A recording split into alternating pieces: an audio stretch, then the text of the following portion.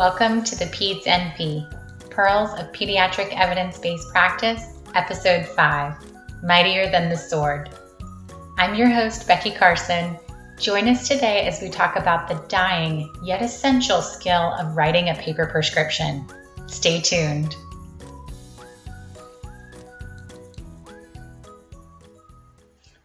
One of the things that attracted me to my husband was how much we are alike. I used to joke that he was the male version of me, and it's made our marriage really easy to be so similar in our personalities, our interests, our sense of humor, but we do have some differences. He likes gritty television, while I'm admittedly a sucker for reality TV. And his car radio is preset to sappy, sad music that I find whiny. And I'm over in my car listening to my favorite band over and over without ever growing tired of hearing them. The differences between us make great topics of conversation or arguments. So one afternoon, we're sitting in our backyard enjoying some bevies, and I forget exactly how we got on the topic. We might have been talking about his new job that he just started and the new computer system that he was having to learn, or it might have been me brainstorming how I'm going to revamp my pediatrics course for the upcoming semester. Either way, we came to this topic and we had no idea was so divisive between us when we started, but as we dove deeper and deeper down this rabbit hole of differing opinions, we stood firmly in our two corners of thought. The issue, learning how to write a paper prescription. We represented both sides of the argument. I was in one corner viewing the lesson as a necessary skill to acquire when you're learning to be a provider, while he was in the opposite corner, totally against it. The back and forth ensued, and it came down to more than our respective disciplines. He's a fellowship-trained physician, and I'm a doctorally prepared nurse practitioner. It came down to age. I'm a little bit older than my husband and became a nurse practitioner very early in my nursing career. Those two things combined with our different educational approaches meant that I became a licensed independent provider long before he did. So for a frame of reference, his first semester of medical school was my final semester where I was focusing on my pediatric nurse practitioner residency. I didn't own an iPhone yet. Netflix was still a DVD rental service, and there had been no royal weddings. This was a long time ago.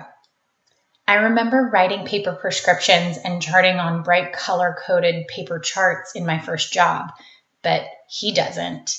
He's never written a paper prescription, nor does he have to in this day and age. He argues that e-prescribe is all students should need to know, that the computer asks you all of the necessary questions and you simply click on the appropriate selection for the dose, route, duration, etc. Sure, he says, the pen is mightier than the sword, but is it mightier than the mouse click? And this, my friends, is the existential question of our generation. The educator and old school provider in me vehemently disagrees, affirmed that it's important to know how to do things the proper way, from scratch. But was I hyper-focused on teaching cursive and forgetting to teach typing? I circled back on our previous argument and wondered if the assignment I forced on my students each semester was antiquated, lost in the stone ages of engraving our pen markings on paper pads. Surely I was not so ingrained in doing things the traditional way that I was blind to the evidence-based practice that I so dearly love. Or was I?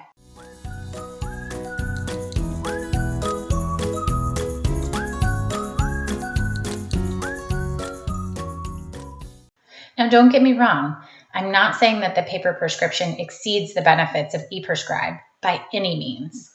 As a part of the American Recovery and Reinvestment Act, all healthcare providers were required to adopt and demonstrate, quote, meaningful use of electronic medical records by January 1, 2014. Coincidentally, the same year my husband graduated from medical school, in order to maintain their existing Medicaid and Medicare reimbursement levels. Since that date, the use of electronic medical records and health records has spread worldwide, and it has shown many benefits to health organizations everywhere. We can track errors, review histories, avoid double charting or missing information in the medical record, like if you wanted to view a patient's prior prescriptions from another provider. Not to mention the convenience of the instant gratification of send to the pharmacy for families. As the parent of a child who hates his car seat, being able to drive through and pick up an already prepared prescription is invaluable. So I did some soul searching and came to many conclusions for why learning to write a proper prescription is important beyond just hazing and forcing our 21st century students to perform a skill needed decades ago. Here's why it's important to know how to write a paper prescription. My number one most important reason to know how to write this prescription by hand actually points out that both the pen and the keystroke have the same requirement: grammar. It is the grammar of writing a prescription that makes it so important. I'm a big wordsmith and love writing, but this is not just my love of language coming through. If you misplace one of the pieces of the SIG, you sound ridiculous. Not to mention that you may end up missing one of the 5 rights of medication administration. Remember those? Yeah, they're old too, and important. So your SIG line should read dose, route, frequency, duration. For instance, take 5 mLs by mouth twice daily for 10 days. If you switch them up, you've just outed yourself as a novice who's not checking their work. Not to mention, it doesn't make sense and may confuse your patients or the pharmacist. Like, take 5 mLs for 10 days, 2 times a day by mouth. That just sounds weird and is confusing. To piggyback off that, when you call in a prescription to a pharmacy, you keep the same order of the grammar for a prescription. Whether you are on my husband's side or mine, at some point you will have to call in a prescription to a pharmacy and verbally give the prescription for the medication. After the music, that I think sounds kind of like the Forrest Gump soundtrack, you get to record your message. Beep! Hi, this is Becky Carson. My NPI number is 123456789. My phone number is yada yada. This prescription is for baby boy, date of birth, January 1, 2020. And the prescription is for this medication in this suspension. He should take this many mLs through this route for this frequency or this duration. You should dispense this amount with this many refills. Thanks. If you have any questions, give me a call back. Bye. That sounds like prescription writing assignment to me, right? And then you've just guaranteed the medication rights by giving the right patient a double identifier, the right medication, the right dose, the right frequency, the right duration. What's more, what if the EMR goes down? You still need to know how to do this accurately without the support of our beloved computers.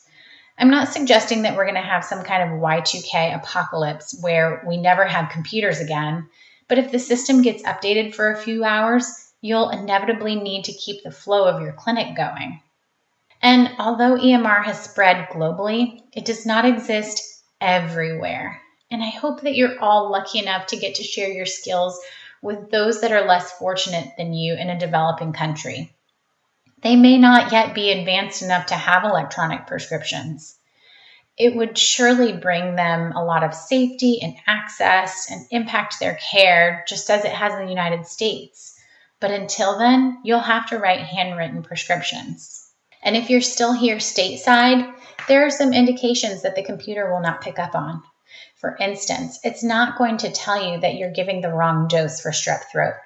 You have to know the IDSA guidelines that tell us that we can treat with a variety of medications. But does the computer know what you're treating? Will it advise you that your patient can take amoxicillin 1,000 milligrams once daily or 500 milligrams BID as the max dose? Or will it let you mistakenly write for 90 mg per kg divided BID as though you're writing for a high dose otitis media? I'd consider that a medical error. And we can't depend on the computer for baseline knowledge or medical decision making. And it certainly won't know about off-label use of medications. Take the Miralax clean-out recommendations from episode 2. The computer will not suggest that as a possible treatment regimen because much of the way we use polyethylene glycol in children is off-label from FDA recommendations, yet totally safe and accepted as practice. Okay, so what is needed in a handwritten prescription? First, details about the provider. Your name, credentials, NPI number, and contact information. I tend to avoid using my DEA number out of fear that someone will try to misuse it, and some states don't require prescribers to have a DEA in order to prescribe Schedule 3 through 5 drugs. You'll just want to make sure that you have one of your provider identifiers on the prescription. Next, you'll list details about the patient, name, date of birth, and in pediatrics, we tend to also include weight and allergies in this important information. As you're writing the prescription, the top line is the medication, and in parentheses, you include the formulation that you'd like as the suspension or the number of milligrams per tablet. Knowing what's available is one of those difficult skills that you just learn with time. But while you're in school or as a new grad, you might appreciate resources that help you know what's available out there. I really like the Medical Providers Reference, which is a free app available in the App Store, or you can use your Harriet Lane, which you should have with you at all times in practice anyway. The next line is called the SIG, meaning right, and this is the directions for how the patient should take the medication. As I mentioned before, it should go in the order of amount, route, frequency, duration, and anything additional, such as PRN and the indications. You need to communicate how much you want the pharmacy to dispense. In cases where you have a finite duration, say 5 mLs BID times 10 days from our prior example, you can save yourself the math by simply writing QS for quantity sufficient. This tells the pharmacy to do the math for you, and in pediatrics, they may give a few extra mLs for the classic spill or spit that we inevitably will experience with giving our children medication. In PRN medications, you want to write out the quantity. Usually you do this by writing a hashtag number sign and then the number of tabs or mLs that you want. But make sure that you write it out in English words in the parentheses. This will prevent someone from adding zeros to your 10 and receiving 100 tabs instead. You'll also want to write out any refills. As an emergency medicine provider, I typically don't write refills and encourage families to touch base with their primary care provider if they need or want to start the medication regularly. One exception I have to that is for permethrin 5% to treat scabies. If you dispense a 30-gram tube with one refill, then they have sufficient drug to treat with a second dose a week later. And lastly, you'll want to finish off the prescription with your signature, credentials, and date. On certain drugs, I make sure that there is an expiration date. Some computers will default to 1 year, while others default to 90 days. Sometimes I'll even write in my own expiration date and initial it, like for an antibiotic that I don't want the family to choose not to fill, and then they have it willy-nilly for whenever they think that it's necessary the next time. So what was the conclusion to our argument? Well, in sound marital advice, we were both right. And the solution includes a compromise. There need to be assignments that incorporate the two. Students need to know the basics of prescription writing and how to advance their ability to apply knowledge and medical decision-making to clinical scenarios. But we, the educators, also need to incorporate current workplace expectations into their education so they graduate competent in the skills they will need in practice.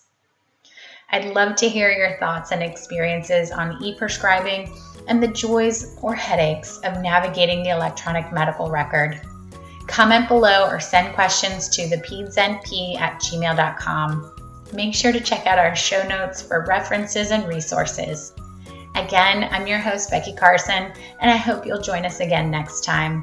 Until then, do it right for the kids. Take care.